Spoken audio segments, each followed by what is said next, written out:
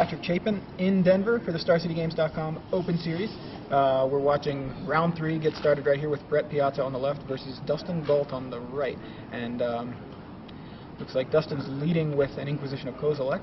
Dustin's playing an interesting mono black control deck. Oh, cool. Yeah, okay. Versus Brett Piazza playing the part of the villain. Yeah. Now the Inquisition has revealed that Brett has 2 Condemns and a Stoneforge Mystic. So Dustin's taking his time writing it down, but surely he's going to take the Stoneforge Mystic. Exactly. Now, it's interesting because Condemn has sort of fallen out of favor, and Gideon definitely has fallen out of favor in the Caw-Blade list. So this looks like either, like kind of a throwback to the older Caw-Blade, which, he runs Day of Judgment main deck.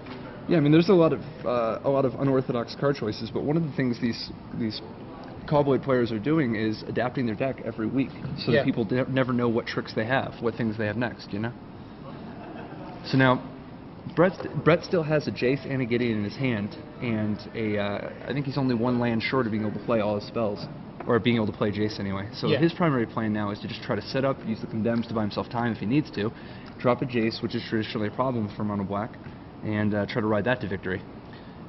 Rips a Sword of Fire, War and Peace. Yeah, it does look like Fire and Ice in it, and the glare there.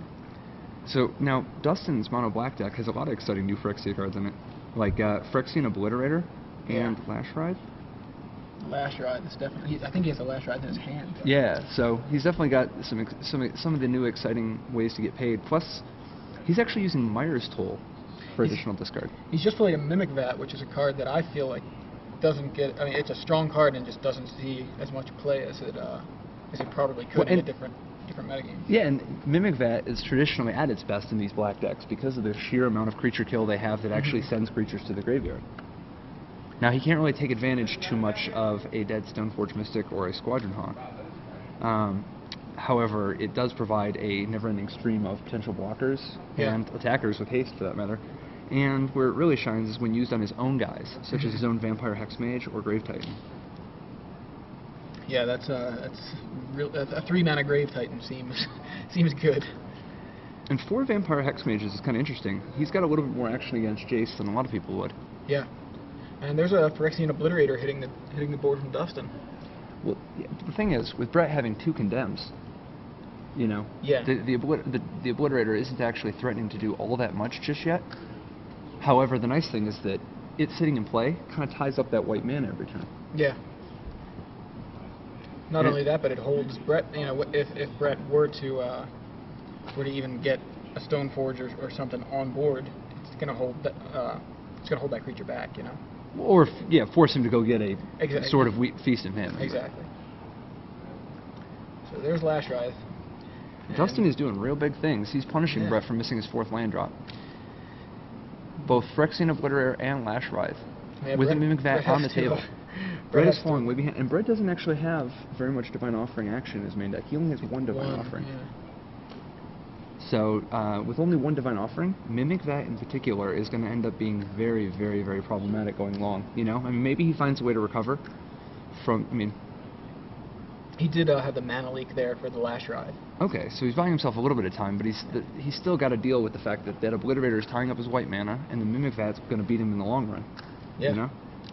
Brett does happen to pull the 4th land there, but it is a Celestial Colonnade, so... It's going to have to wait again. Yeah.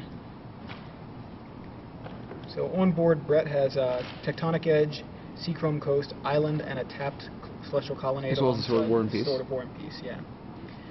Dustin has 6 Swamps, a Mimic Vat, and a Phyrexian Obliterator. And he also knows Brett has Gideon. Condemn and Gideon in hand. Yeah, 2 Condemns, a Jace, and Gideon in hand. Yeah. Now, Dustin's actually bringing back Corrupt. This one of black deck. He's got some pretty sweet Swamps Matters types cards. He's really got to try to get a 2nd threat down on the table so that he can avoid Brett just going Jace, Bouncer, Obliterator. Now, it looks like he does have the Vampire Hexmage in hand, though, but he wants to make sure it doesn't get countered, because as soon as if Jace hits the table, he can play a Vampire Hexmage, remove the counters from the Jace, and put the Hexmage on the Mimic Vat, locking out the Gideon in the future. Yeah. Oh, he plays it now. Of course, because he realizes Brett couldn't have drawn another mana like he drew a land. Oh, yeah. So now Brett's last card, Day of Judgment. This is a very timely Day of Judgment, but he's still going to have to deal with the the Mimic Vet. Yeah, it's definitely Brett's back against the wall right now. This is tough because now with the Empire Hexmage successfully on the table and the Mimic Vet in play, Brett is pretty much locked out of Jace's and Gideon's Planeswalkers for the rest entirely, of the game. Yeah, so he's gonna cast the Day of Judgment. I mean, obviously his hope here is that somehow the Obliterator ends up on the Mimic Vet. Yeah. I predict Dustin is not so foolish. If he thought about it at all. Well, yeah. Wow. It appears that that is the pump fake. Did he not enter? He did not have the Day of Judgment enter the stack? Yeah, that's interesting. Certainly looked like it was. M10 rules. M10 rules, you know. Yeah. Just click Alt-U. Yeah. Yeah, Control-Z.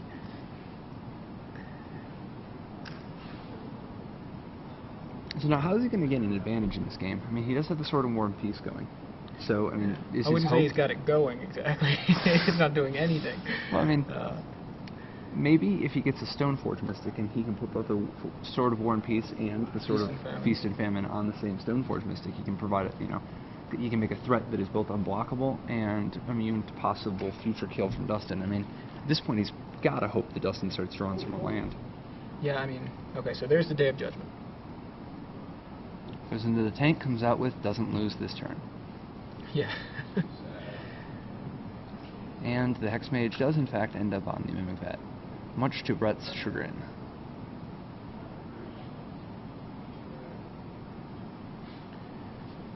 Another swamp for Dustin. Now Dustin looks like has plenty of action in his hands. You know? I mean, is that a Mind Sludge?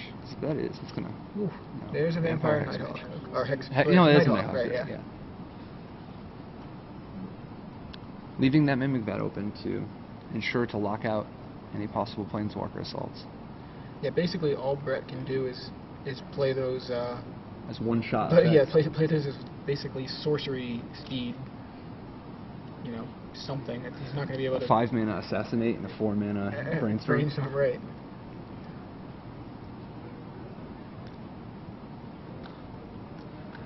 Alright, so... Dustin making a Hexmage on the end step, just for the extra attacker. Yeah. You know, because it's not going to go away until Dustin's end step of his own turn. I want to welcome everybody to the Mini Live Scan, first off. If you guys are just checking in... Dustin drawing another swamp. Now that's what Brett needs. I mean, he's really behind on this game, so he's going to need Dustin to draw quite a few land to be able to catch up. But the best thing that can happen here is for Brett to find his one Divine Offering and hit that Mimic Vet. Yeah. If Dustin has any removal whatsoever in his hand for a Stoneforge Mystic, though, it's going to be... And I believe he has a Go for the Throat. Yeah. I mean, he's running, what, he's got 4 main deck? Go for the Throat? Only 2. Only 2? Okay. Right. Yeah, he's got actually Consuming Vapors, Gatekeeper of Malak. He's got 1 Consuming Vapors, 3 Gatekeeper of Malak, 2 Go for the Throat, and 2 Corrupts. So we get a...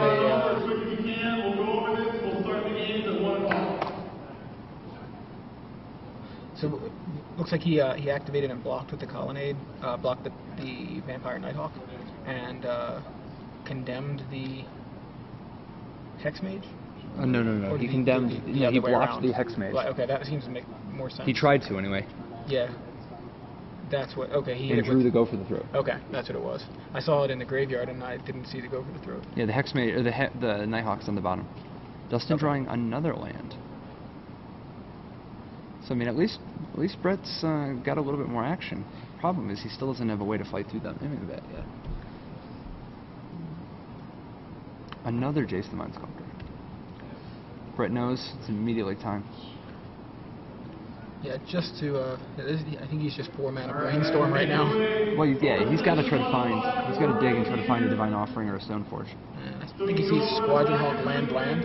No, at least Squadron Hawk can give him some board presence and makes his next Jace more of an ancestral, more of a concentrate than a Brainstorm. I mean, it's possible. I mean, Squadron Hawk was Sword of War and Peace. I mean, that's a plan in itself. Exactly. That's actually gets around the Hexmage. Right, so now Brett taps out to play Squadron Hawk, leaving himself with 6 land, no more man lands though. And then he has a Hawk in play, and he's going to have 3 more Hawks in his hand, with both a Jace and a Sword of War and Peace on the table. Hexmage comes down again for Dustin, who has 9 swamps, and then Mimic Vat with the Hexmage on it still. Mostly just drawing air. Mostly drawing just swamps. It's exactly what Brett needs to get back into this game. There's a lot of things that Dustin can draw here to just put it away really fast, though. You know, I mean, Liliana Vess, or even Corrupt does an awful lot of damage right now. Brave Titan. Yeah, well, Corrupt is, what is that, 9 swamps he's got there? Yeah, he's got to start progressing things. Yeah, he's got to progress things a little bit soon, because otherwise, those Hawks with Sword of War and Peace are going to start getting so much life. I mean, Brett is actually, you know, in a position to grind his way back out of this. Yeah. Just showing the resiliency of these Cowboy decks.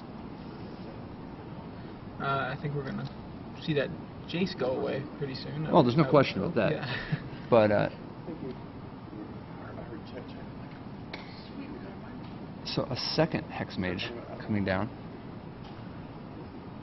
Now this is an interesting play. Is his plan to attack the Jace with the Hexmages, so that, I mean, that doesn't get him anywhere? Yeah, I don't think. I think he's just trying to power through damage. Yeah, I think he sneak in 4 damage while he can. He figures, okay, either I get through with 4 or 2 and kill your Hawk, and then kill your Jace. Either way, he's killing the Jace. You know, the Jace goes, and he's just going to try to get in for as much as he can. So yeah, he did get in for 4 there. Brett needs that Hawk, so Dustin giving him an opportunity to lose the Hawk. What is that? Corrupt. Yeah, okay. That's the alternate artwork, Corrupt. That is. So that's 10. Wow, knocking Brett to 4 and leaving Dustin with just 1 card in hand, trying to just do the best he can to dodge that Sword of War and Peace. But unfortunately, the Sword of War and Peace is going to gain Brett a good 6 life, 7 life next turn. Yeah, probably 7. I mean, this game is going to start going out of control for Brett. Brett should be at 4, and right? Okay. Yeah, for now. Yeah, just momentarily. Yeah, just for a few moments. Yeah. So This is definitely one of the classical problems with Mono Black, is that you really don't have that much library manipulation. You know, you don't get Preordain. I mean, you have Sign and Blood, and not a ton else. That's about it. Yeah. And it's tough when you're just drawing off the top, and the other people get Jaces and Preordains. Liliana is. She's library manipulation, but. Oh my goodness, the interaction between Squadron Hawk and Sword of War and Peace is just so good. Yeah. It's Sword of War and Peace. I feel like people, the opinions that people have had of that card from the beginning, seems like people hated it and loved it, and then it's been as different as War and Peace, you know. Very nice. Yeah. Yeah, I mean, there were definitely some people who thought it was the best card in the set, Mm-hmm. and then there's some other people who thought that it was terrible.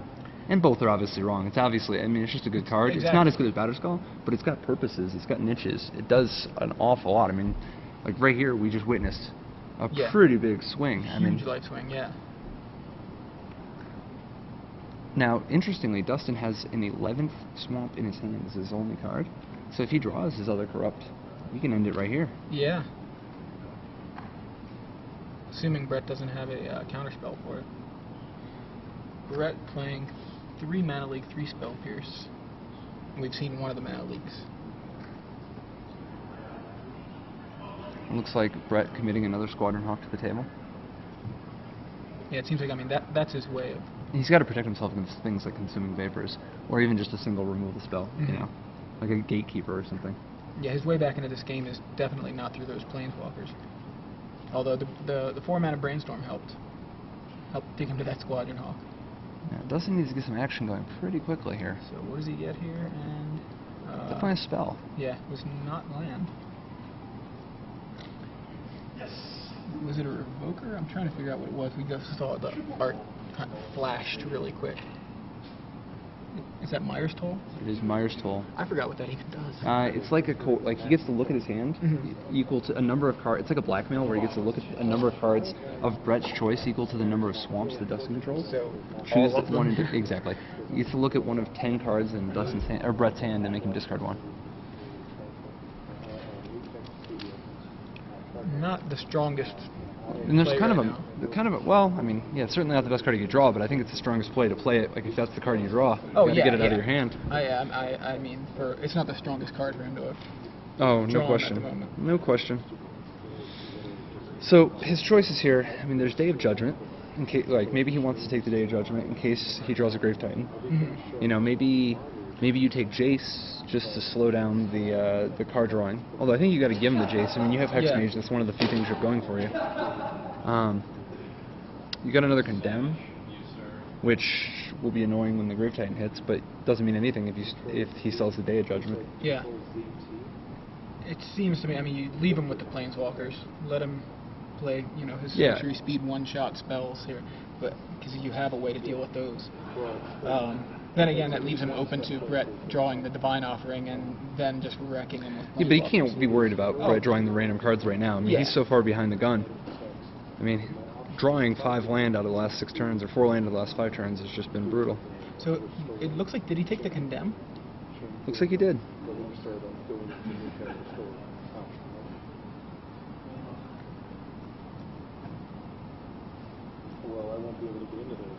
So, in with both Hawks for Brett. One with the Sword of War and Peace. It's interesting that Dustin chose to keep the 11th Swamp in his hand, making himself take 1 extra damage. Yeah. He feels that taking 1 extra damage here is worth hiding the information. Yeah, the bluff. I mean, what is he bluffing? He's Right. getting hit with these things. What could he Yeah. possibly be bluffing? He clearly doesn't have a creature where he would play it. He doesn't have a removal spell where he would play it. Yeah, that's So a I good think point. this is just a bad bluff. I think you just got to play it out of your hand just to save 1 life. Jace at the Mind Sculptor, hitting the table again. Yep, the 4-mana Brainstorm. It's better than Brainstorm though. It's Concentrate because Brett Yeah. has the Squadron Hawks going. That's true, yeah.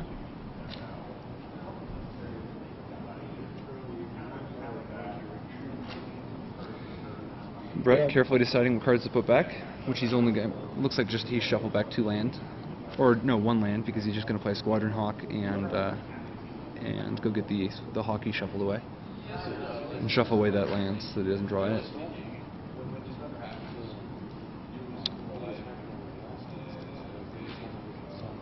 I was gonna say, I think he kept the Squadron Hawk in his hand. So No, he's- he kept 1 Squadron Hawk and he shuffled it. Did he not? Yeah, he's got the other one in his hand. He just shuffled his deck, shuffled his library. It's interesting. Why not just have the extra card in your hand so that you gain extra life from Sword of War and Peace? Yeah, I'm not sure why he did that either. It may have just been that he was thinking, I don't need these land, and Right, he wanted to shuffle away both lands rather than shuffle away a Hawk, I guess. Doesn't seem like it matters too much, but it is, every it's point an matters. interesting play. We'll see if somebody ends up on 1 life. You know, Yeah. Dustin threw away a point. Brett threw away a point. Dustin's Magic's off thrown in a away a game. point twice, so he's thrown because he or no, that's right. He had played a land that turn already. So Magic is off in a game of inches. So here we have the Mimic, the Hex Mage copy, or the Mimic Back copy of Hex Mage. That's what I'm trying to say here. It's interesting that Sword of War and Peace is granting protection from white right now, because it makes it so that Dustin can't actually kill a Squadron Hawk, put it under the vat, and block. Yeah, that's definitely an interesting interaction. Dustin taking 2 damage from the Sword of War and Peace now. Insisting to not play that swamp. Yeah, I'm not sure. Definitely not sure why he would do that at this point. What does he have? 3rd Squadron Hawk added to the board for Brett. Dustin, EOT, make another Hex Mage copy with the Mimic Bat. And another swamp for Dustin. So this is exactly what you were saying earlier in the game, that Brett needed Dustin to just keep drawing lands. Absolutely. And one of the problems with Mono Black compared to Callblade is, I mean, the Callblade deck has Tectonic Edges and Celestial Colonnades, so its lands do things if you get a little flooded. Whereas Mono Black, Perfect yeah, example, swamps. there's the Colonnade doing some work right there, blocking the Hex Mage. Brett back up to 20 life. Yeah, the life swing that's happened just in this game. Brett was at 4 at one point, and Dustin was in Dropping the to 30s, 3. or- Dustin dropping to 3? Not sure how relevant it would be if he would have been at 6 this time from just not Yeah. taking extra damage, but So making another Hex Mage. Gatekeeper is going to be too little too late. Yeah, nothing he can do there. So, Not with this low life. going into game 2. Brett takes game 1 with... So first, what does Brett have in his sideboard for this matchup? Alright, so Brett has an additional Divine Offering for any Mimic Vats, Lash Writhes that he saw. What else does he hit in that deck? Anything? No, but he see doesn't anything. know. I mean, you Right, exactly. I mean, you that's played enough. against somebody who played both Lash Writhe and Mimic Yeah. Vat against you. You don't know how many they have. Right, and that seems like enough to... And he has the Revoker too, which can name a Planeswalker Right. or a sword. So I think, you know, the Divine Offering seems relevant. An additional Spell Pierce seems good against the...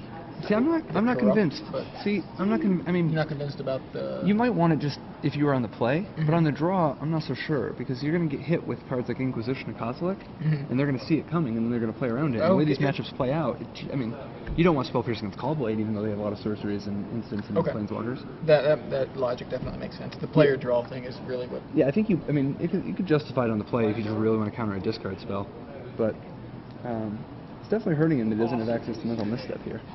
But it looks like Journey to Nowhere might be another option. I mean, he already saw Obliterator and Lash Writhe. Now, Lash Writhe isn't the greatest target to hit, but I mean, and there's Nighthawk too. You got to think that Journey might be at least an option, you know. Day of Judgment and Tumble Magnet probably be the only other... See, I don't think you're going to want... I mean, I don't think you want all this spot removal against the black deck because... and maybe you want Tumble Magnet, maybe you want some of this, but you don't want to load up on too many reactive cards. I mean, as we saw, the way that Brett won is by being proactive. Yeah. You know. Meanwhile, Dustin has access to Duress, which is particularly nice for hitting things like Batterskull or Sword of War and Feast of Famine after getting, you know, Stoneforge Mystic. Right. And I'm not sure if he brings in Revoker in this matchup. I mean, maybe he just figures that since Revoker can name, you know, the Colonnade or the sword, one of the swords, or possibly even the Batterskull or the Jace or the Gideon. And there are a lot of good targets, so you might just bring in the Revokers. Yeah. I wouldn't be surprised if he does. Yeah, it seems like there's definitely a lot of targets for it, and it, you know, now going into game 2, knowing what he's playing against, knowing what those targets, you know, what's in the deck that he could name, seems like and it's another creature. I mean, another thing that can hold a Lash Writhe if the germ's gone. He has access to Nantuka Shade, but I don't think he's going to bring it in. He already saw that his opponent's playing with Day of Judgment, Gideon, and 2 Condemns. That's not where you want a Nantuka Shade. Life's Finale is an interesting card. Yeah, see, I got a feeling that this isn't the matchup for Life's Finale. Life's Finale is more of a, I'm going to kill your Primeval Titan and search your deck for the other 3 Primeval Titans. Yeah, I just think it's an interesting choice. I haven't seen that a lot. At least I don't think I've seen it in Standard yet at all, but... oh, it's a good card. I mean, there's a lot of good Black Wrath variants right now, you know, between Ratchet Bomb, Black Sun Zenith, Consume the Meek, and Life's Finale. You know, and so they end up all occupying some of that similar space, whereas if there was a card like Damnation, everybody would just play that. Right. Some interesting one-ups in his sideboard, though. Sadistic Sacrament. Enslave. Yeah. Yep.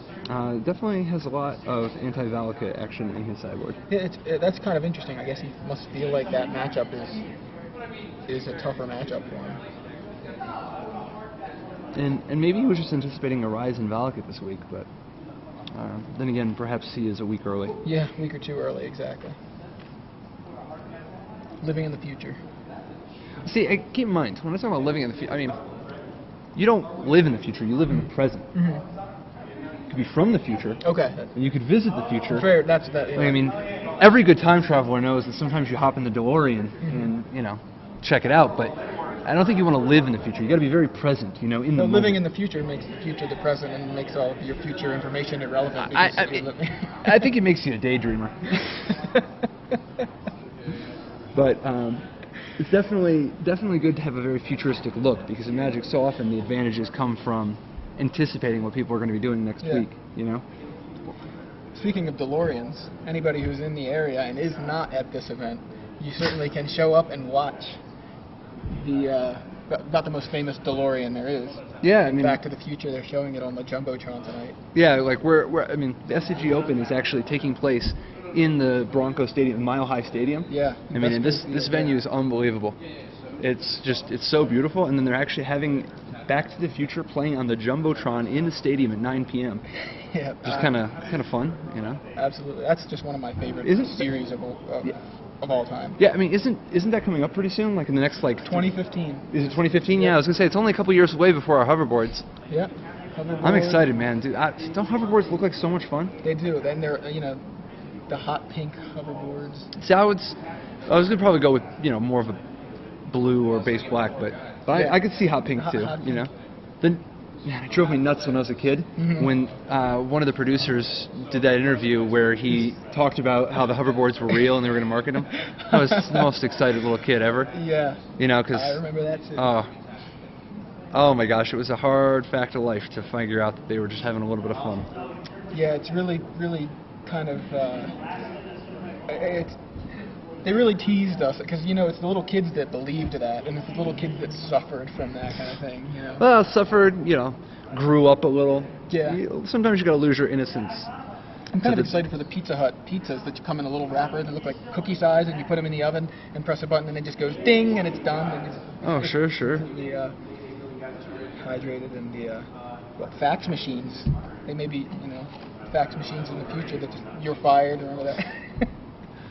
So, is Dustin going to 6 here, or is he just deciding? It looks like he is going to 6. Yeah, definitely going to 6. That's definitely not what you want against the Callblade matchup. No. Callblade is one of the best unmulligan decks there are, but mono black control not Callblade so is one of the best decks to mulligan to 5 there is, or mulligan Yeah. to 4. If I had to mulligan to 4 with a deck, Callblade would be the deck. Certainly would not be Dragonstorm. Alright, so what kind of cards is Dustin looking for? He wants a mix, right? He wants maybe 3, his dream hand is 3 swamps, an early creature, a removal spell or a discard spell, and a bigger threat, Yeah. So Dustin just leads with a swamp, and Brett leads with a preordain. And it looks like the Stoneforge Mystic was the second one down. He's going to slide it to the top, ship the land to the bottom, and preordain doing what it does.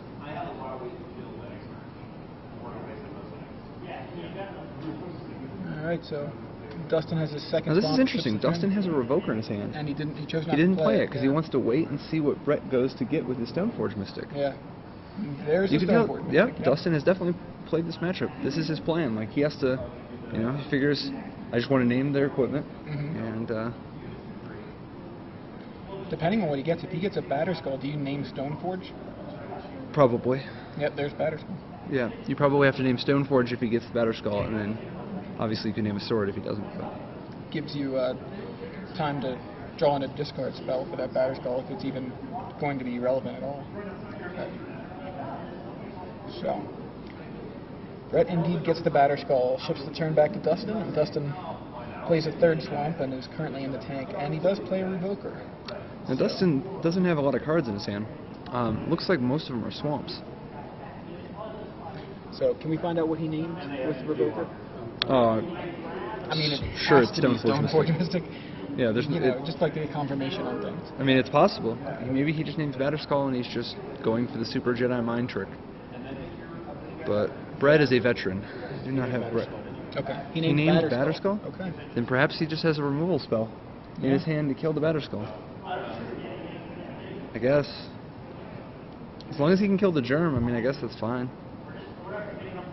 Yeah, it just makes things a lot more difficult for him, I think. There's a Mimic That. At least I'm pretty sure that's what that is. Yeah.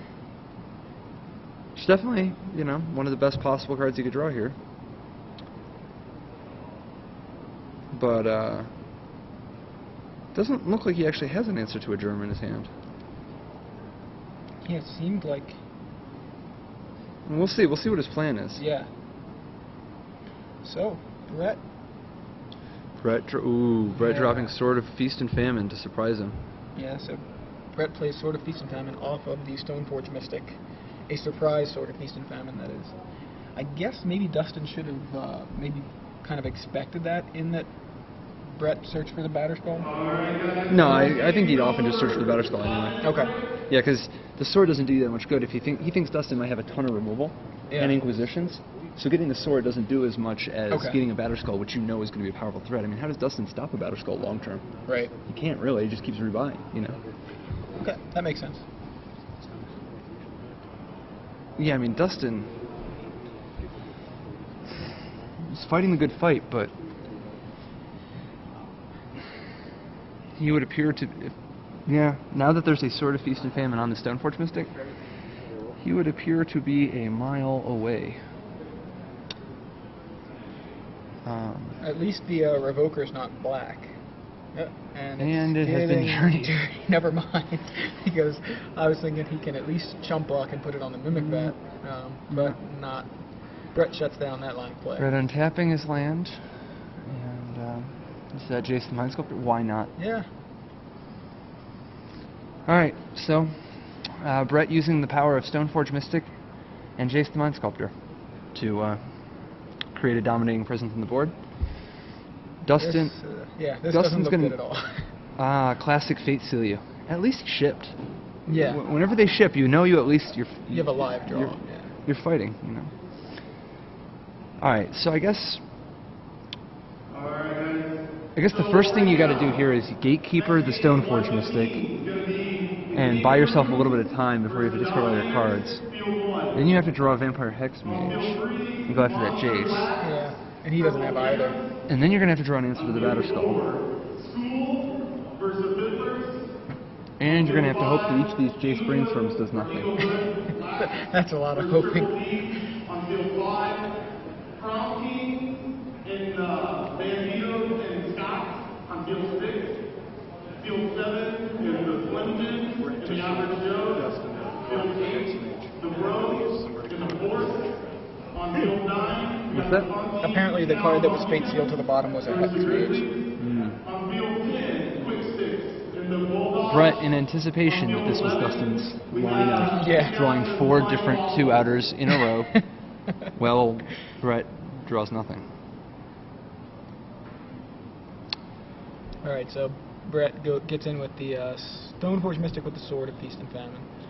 Dustin with almost no permanents or cards in hand. Brett with the best sword, the best planeswalker, the best creature. About to drop the best equipment. He's got the best basic land. He also has Island in addition to his planes. Oh, nice.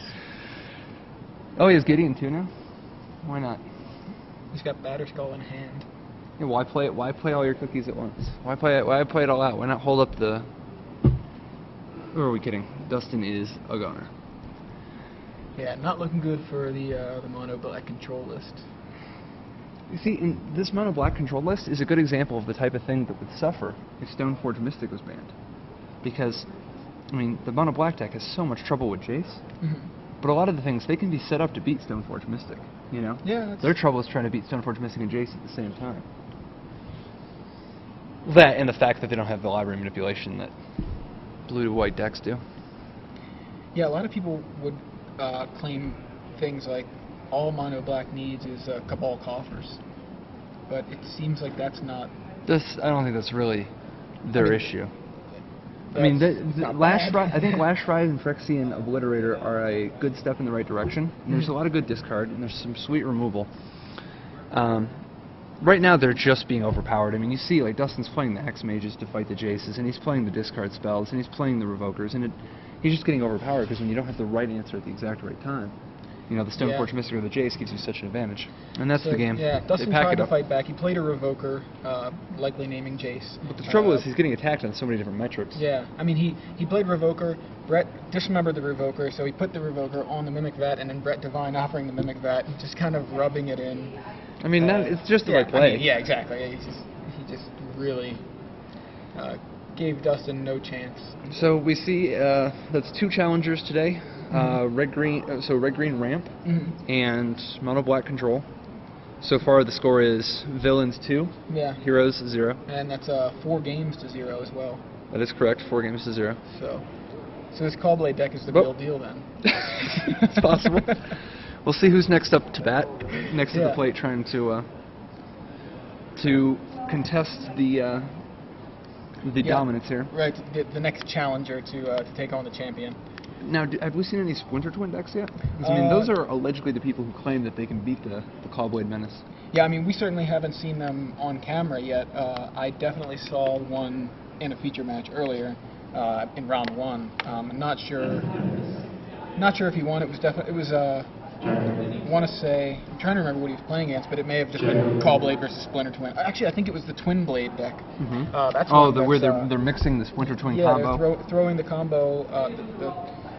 The Splinter Twin combo, Splinter Twin Exarch, into the Caw-Blade list. Basically, in place of the Squadron Hawks, they're playing the Exarchs, and then they're kind of just shaving other spells here and there for the Splinter Twin. And it just seems like such a strong idea, but it waters down the mana base. Right, I mean, it's one of those classic things of just because you can doesn't mean you necessarily ought to. You know? Yeah. Like, it's very powerful, and maybe it does have the advantage in the mirror. We'll see.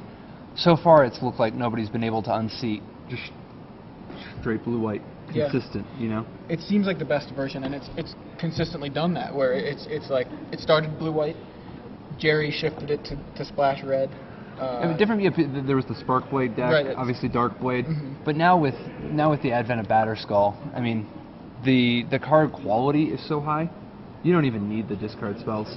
You know, like you end up just with Divine Offering and Dismember. I mean, Dismember solves all your. I mean, one of the big things the Black did for you before was give you Dismember. I mean, not Dismember, to give you Go for the Throat or whatnot to try to combat creatures.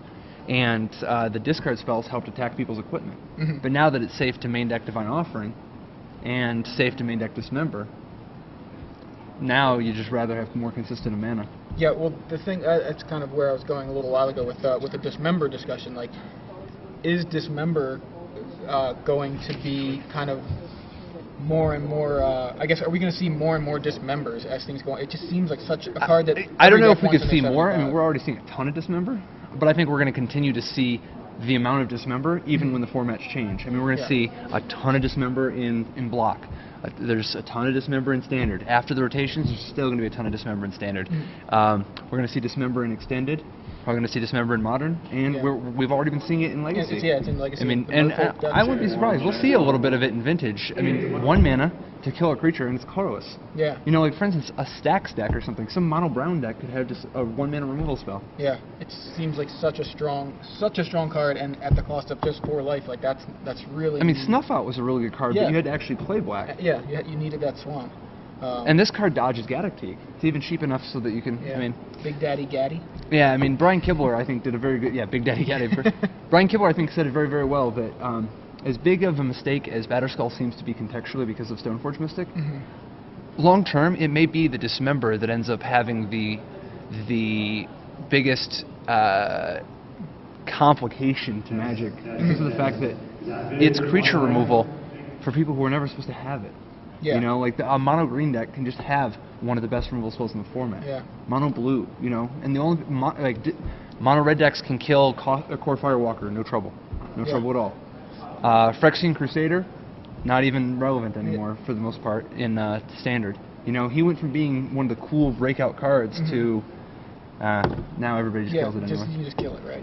Yep. So Dismember is. It's definitely one of those cards that just having a play set of it is going to pay tons of dividends, though, just because it's the type of card that you're going to have tons of uses for it, and it's going to sort of be like Lightning Bolt was way back in the mid '90s, where people were just playing with 4 toughness creatures because everybody plays Lightning Bolt. So you think the 6 toughness creature? Consecrated Sphinx, one of the and they were even saying at the Pro Tour, the _1 reason. I mean, don't get me wrong, Consecrated Sphinx is an awesome card, great way to draw cards, blocks the Phoenix, blocks Koth. But one of the things that makes Consecrated Sphinx the premier closer in Block for big fatties is that it has that 6 toughness, whereas other creatures don't. You know, like Sunblast Angel only 5, or Horde Smelter Dragon only 5. A lot of fantastic creatures, but that 6 toughness is so big.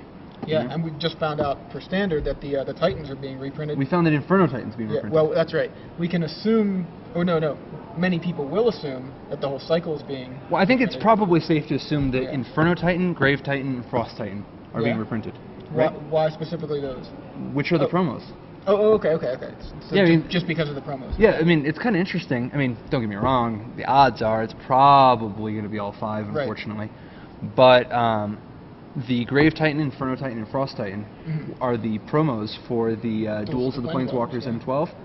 And now that Inferno Titan has actually been spoiled, where we've seen the actual card image with the new expansion symbol and everything, that's a pretty good indicator that both Grave Titan and Frost Titan are going to be in it as well. Yeah.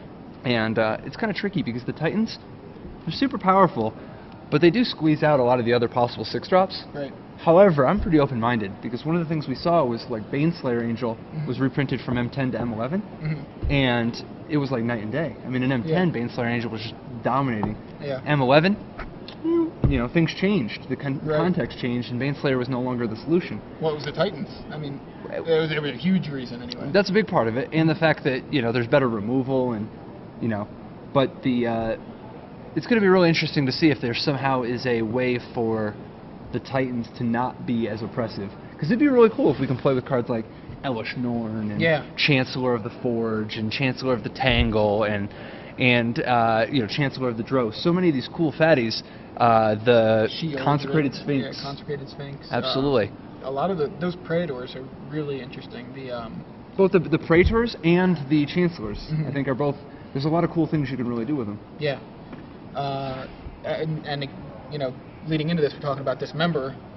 Most of those don't die to Dismember. I mean, the Titans don't. Elish Norn doesn't. Sheoldred doesn't. Jin Gataxias does. I think Sheoldred's actually pretty hot. Yeah, that card takes over a game. It's pretty ridiculous. A 6 toughness black creature already lives through Dismember, Doomblade, burn spells. I mean, honestly, there are. I mean, yeah, some number of people play Go for the Throat, but if you look, like, as long as Dismember's popular, not that many people. I mean, and Condemn doesn't do the trick because by the time you could condemn it, I mean, first of all, hopefully you've looked at their hand and you just take the Condemn out of their hand. But second of all, you've already had a chance to kill one of their creatures, and you got back one of your own creatures. Right, it reminds me a lot, in a way, of Consecrated Sphinx, where it's like, all it needs to really do is survive one turn cycle. Then you just take over. You're getting 2 cards a turn. Right. So it's... and Swamp Walk's a nice ability. I mean, there's going to be... I mean, we'll see how many people actually play Swamps, but the fact that it's straight up unblockable makes it a lot... You know, gives you another way to get in there for racing purposes. But I think one of the common plays that we're going to see in some future world where things have changed a little bit, I think we're going to see Sheoldred getting back Entomber Exarch. And Entomber Exarch, that's the one that can be a Gravedigger, or you can make your opponent discard a non-creature card from their hand. Okay. Which isn't just a duress, it's a duress, but you can also take land. Wow. Yeah, which is I didn't even think about that. Yeah, a lot of people don't realize.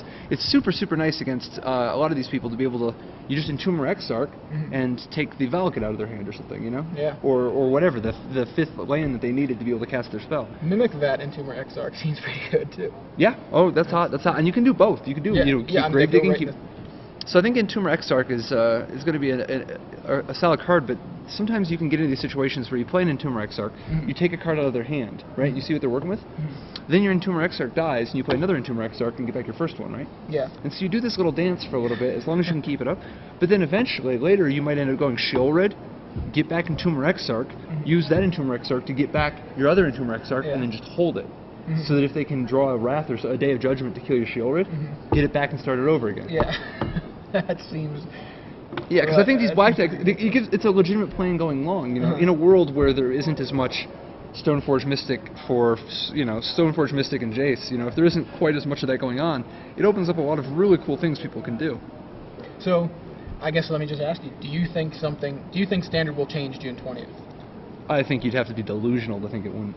Okay. I mean, we'll see what ends up happening, but, I mean, Magic is at this period of time where there's unprecedented number of players. People are buying cards. People are going to tournaments. People are playing a lot. People are doing all these things. I mean, the legacy scene is the strongest it's ever been. People are asking for more formats. Commander, huge. The fact that the Commander product looks like it's the perfect thing for them. I mean, Magic is at this super, super high point, and we're coming into the summer, which is traditionally a time where tournament numbers are supposed to even go up even more with people, you know, having a little bit less school, and instead we're seeing this really weird thing where legacy numbers are spiking up. Commander, people keep consistently talking about getting great turnouts for their Commander events. The draft challenge is through the roof. But Standard, I mean, this weekend might be the first weekend where the Legacy Open has a higher attendance than the Standard Open. I think that's really likely. We have 183 players here today for Standard. That might be that's got to be what just about the lowest, despite the fact that the turnout here is huge. There's a lot of people. There's a ton of people who are drafting, people who want to play in the Legacy thing tomorrow, and it just says something about the fact that the joke is not funny anymore. People are ready for a different format where, first of all, the Johnnies of Magic need to be able to come up with stuff. Yeah. Second of all, it needs to do something to the stuff that they're coming out with. Absolutely. And then the aspiring spikes, not everybody has 4 Stoneforge Mystics and 4 Jace the Mind Sculptors and 4, and it's not usually like this, but when it gets to a point where there's only, where it's basically a one deck format, that turns a lot of people off, and I think Wizards doesn't want to, they want people to be able to play with their cards, but they also don't want a situation that was like Affinity. It hasn't gotten, thank God, it hasn't gotten nearly as bad as it was in terms of people just not having fun. Because at least with Caw-Blade, you get to play these real games. Right, you actually are playing for a little while. Right, and and you can win. It's just that the Caw-Blade deck always has the edge. And people, and there's a lot of people who like the Caw-Blade mirrors, but I just think that one way or another they've got to do something. Yeah, I think the big thing to realize is that you're not going to please everyone. It's you kind can't. of like what kind of format do the majority want, right? Because there's a lot of people who love this format because it's so skill testing, because of the chess aspect of it. Michael Flores has said things like that. I think you can't just base it on what the majority wants, because I think an awful lot of times the majority doesn't actually know what's good for them. That's true too. Everybody says they want to have more skill. You got your wish. Yeah, there it is. Right. Wasn't it last year everybody was complaining about Jund because it wasn't skillful, because it was just you Bloodbraid Elf into win, But as Eric Lauer is fond of saying, it was very skill testing, and most people actually failed the skill that it tested. And the skill that it tested was, are you willing to just suck it up and play Bloodbraid Elf? Because it's easy to suck it up and play Jace the Mind Sculptor Stoneforge Mystic. Well, there's a lot less rank. It's super skill testing, and sucking it up and playing the blue deck is something that a lot of spikes are more prone to doing than a non-traditional removal spell type deck. They don't even think of it as sucking it up at all. Twist my arm. Yeah. Oh, you mean when we play Islands? No. So I think that you want everybody to be able to play with their cards, but it'll be interesting to see what they do, because obviously, just banning cards is not. It's tough. Banning cards always. You always upset somebody. But what? They got a lot of really smart people. Wizards. One way or another. There's an argument to be made about waiting 6 months. Yeah. It's not even. What do we got? 4 months more. Yeah, something like that. Yeah, let's say actually 4 or 5 months. I think it's 5 months now. We have. Okay, it's half of June. Oh, so I guess by the time they make the announcement, there would be July, August, September, and then October, right? Well, October's already. It'll be gone, because I think. Does it rotate? No, it doesn't, because M11. M11 doesn't rotate out until October. Right, but it's like October 1st-ish. It's very early in October. Is it? I'm pretty sure, whatever the release date is for Innistrad, which I'll find right now, that would be the day that Innistrad is legal and pushes everything else out. So let's get that right now. Yeah. So people say it's only 3 or 4 months or whatever, but at the same time. Okay, release date September 30th. So that would be the day that Stoneforge Jace rotate out of Standard. So we have really just 3.5 months. Yeah, so if it's 3.5 months, it's tempting to say, just suck it up for 3.5 more months. But honestly, everybody, Caw-Blade was broken in Paris. Yeah, that was over 3.5 months ago. Right, it was people are already sick of it. It's pretty clear that attendance numbers have been set. And we'll see. If nothing else, people want to play Magic right now. People are going to be playing Legacy. People are going to play Commander. People are going to. It sounds like people are excited about exploring the possibility of Modern or Overextended or some kind of thing that's somewhere between Extended and Legacy. Right. Some eternal format that doesn't rotate, but uses some of those cards that right now are pushed out because of the fact that Legacy is all Brainstorm or Combo or it's got these really, really aggressive things that set such a high bar that you don't end up getting to play with cards like Cryptic Command. Right. Well, Chris Cronenberger plays with Cryptic Command. Have you seen his mono blue list that he's been playing in Legacy? People get to play a little bit of Cryptic Command. Yeah, but I understand. It's a questionable card, Yeah, it's just fringe because the format's so powerful. It's so interesting to see the dynamic between Jace the Mind Sculptor and Cryptic Command. Because if you look, both Jace and Cryptic Command completely dominated their block and standard formats. But then in Extended, when they're both legal, Cryptic Command has been, has had the edge. Both have been super good, but Cryptic Command has had the edge over Jace. A small edge, but then in Legacy, it goes way the other way. Yeah. Jace is one of the best cards in all of Legacy, and obviously in Vintage as well, whereas Cryptic Command sees only fringe play in those formats. Yeah, I think... is it Chris just... what were you saying? Is that a function of Jace being good with good, cheap spells? And Jace is good no matter what spells you're playing, whereas Cryptic Command gets scales depending on how expensive of cards other people play. That seems like a good theory. Could you imagine if Cryptic Command was legal in this format? I mean, or instead of some of these cards, because I mean, if you had Cryptic Command, you don't want to play Primeval Titan against somebody who's going to Cryptic Command it. Right. It's loses a lot. Those Titans aren't so exciting with Cryptic Command around. But we do have Sleep. I'm just kidding. So, all right. I agree with you. Well, here's the thing. I certainly would be excited to see something happen on June 20th. I'm also fine with the way it is because I actually enjoy watching the Caw-Blade mirrors, but maybe that's I know I'm in the minority for that. What would be your choice? Because what I said was about Stoneforge Mystic. That's my guess as to what is most likely to be banned. But then you brought up what's there to stop the Jace decks, and I think that's where we got cut off to go to the match. So, do you feel like Jace needs to be? I don't know. I think this is a solution. This is the type of format that might need some multi-pronged approach. Okay. So it's really tough. Multiple cards then? I don't know. Something has to be done different because the problem is if you just ban Jace, the Stoneforge decks take over, and if you just ban Stoneforge Mystic, the Jace decks take over, and if you ban both, does Valakut take over? I mean, what is it? It's a really slippery slope, Yeah. So, I would have to I think that Wizards is at an advantaged position because they have a little bit more insight into, for instance, what's in M12. Yeah. Maybe there's something in M12 that will help one of the pillars somewhere along the lines. But whatever they end up doing, I got faith that they're going to figure out a way to make the format. If you have to ban cards, you have to ban cards. Right. And it's not like Stoneforge Mystic and Jace the Mind Sculptor aren't getting played in every other format. Yeah, if you want to play with them, you can play with them. Right, there's not going to be a shortage. It's not like these cards are not playable. It's just that right now, almost no cards are in Standard are playable because only Jace and Stoneforge Mystic are. Right. So, I don't know. And there's other cards to consider. I mean, some people talk about things like, do you take Preordain just to try to hurt them, or Squadron Hawk, or Sword of Feast and Famine and Batterskull just to make Stoneforge worse on the back end? Right. Or do you, and some people talk about including Valakut and things, because the last time when Affinity got hit, they nuked a lot of cards. Oh, what was all the artifact lands, the black, what's his name? The Disciple of the Vault? Disciple of the Vault, I couldn't remember his name. Yep. And then what, Ravager? And Ravager. Yeah. Ravager, Disciple of the Vault, and all of the artifact